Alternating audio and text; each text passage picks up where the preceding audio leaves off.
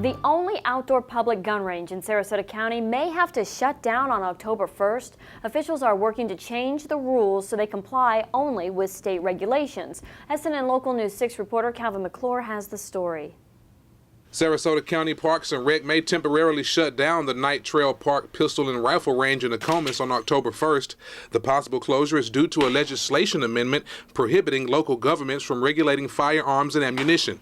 The intent of the amendment is to provide uniform statewide laws regulating the sale and use of firearms. It is an unintended consequence that local rules for gun ranges will be eliminated. There's kind of some concern about the fact that Sarasota County may not be able to then enforce those rules at the gun range, and so we can't operate a gun range without having a set of rules. Sarasota County is currently in negotiations with the Florida Fish and Wildlife Conservation Commission, looking to open a memorandum of understanding with them, giving the FWC management oversight over the range in the future. Volunteer Range Officer Mike Rodney says closing the range for any period of time will be unfortunate for their patrons. We have an awful lot of clients that come in here. It's not, they're not going to be happy. They have to close for any length of time. This is the only place to come in Sarasota County that, as far as I'm concerned.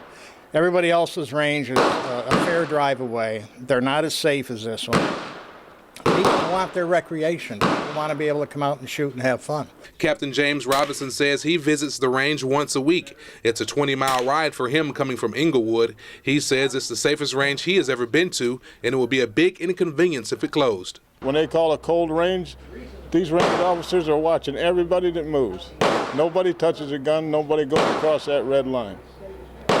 And it's going to be a shame if it gets closed down, I'll tell you that right now. In Nokomis, Calvin McClure, SNN Local News 6. Carolyn Brown, General Manager of Sarasota County Parks and Rec, says they're optimistic a deal will be reached with the FWC in November and will work to make any closure time as short as possible.